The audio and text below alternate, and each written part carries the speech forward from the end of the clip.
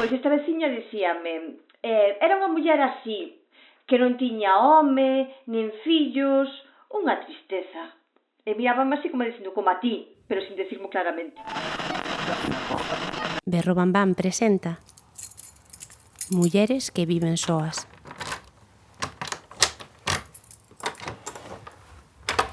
Lisi e a furgoneta no medio do bosque.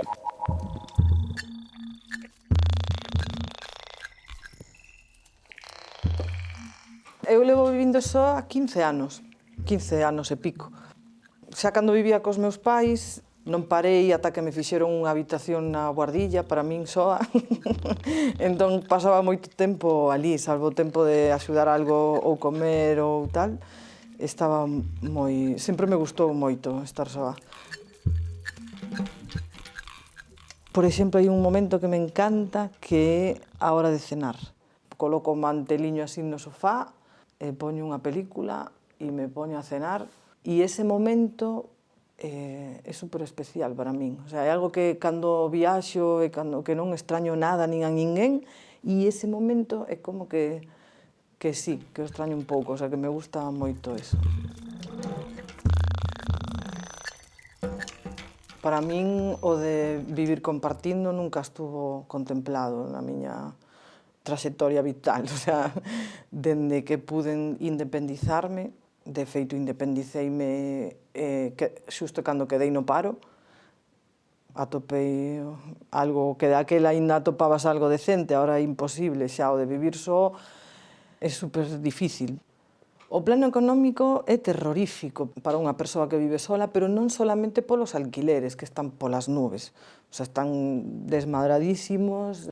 E a nivel comida, por exemplo, eu atopome sempre con esa injusticia que lle chamo el. Por que as persoas que vivimos solas non podemos comprar cousas que non se estropeen? En plan, que todo é formato familiar.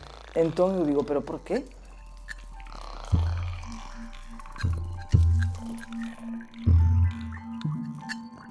Hai moi poucas cousas que estén pensadas para persoas solas, pero non só na vivenda, no día a día de tal, tú viaxas e sempre baixo en cualquier camping, en cualquier sitio que vou a preguntar algo. Bueno, podedes aparcar ali? Podedes? No, podo. Ah, bueno, pero sempre, o sea, sempre dan por feito que vou con alguén. Nunca se contempla esa posibilidade de unha rapaza soa nunha furgoneta por aí, que como viaxo eu. No, sempre, ai, podedes ir ali. Ah, bueno, cantos sodes? Ah, bueno, son eu.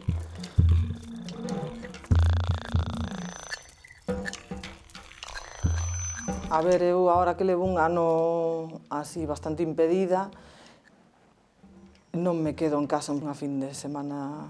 En canto puiden conducir, o primeiro que fixen foi coller a furgo e marchar. E se non podo camiñar, pois non camiño, pero estou na furgo e estou en medio do bosque e estou feliz. Entonces, para min, eso é como unha renovación de espírito que necesito cada semana, porque senón a ciudad me engulle.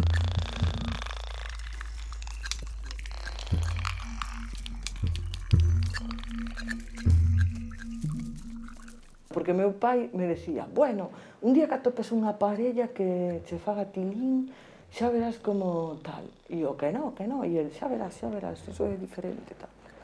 Bueno, pois unha vez estuve vivindo con unha das persoas que máis quero do mundo e aos 4 meses díxenlle, tes que marchar. Porque eu non, xa non, sabes, e quero-te igual, pero é que non podo, o sea, eu necesito ese espazo, necesito un espacio privado onde poder estar soa. E se non estou soa, dá igual que a casa sea xigante, que a outra persoa este arriba ou este abaixo, porque sei que non estou soa.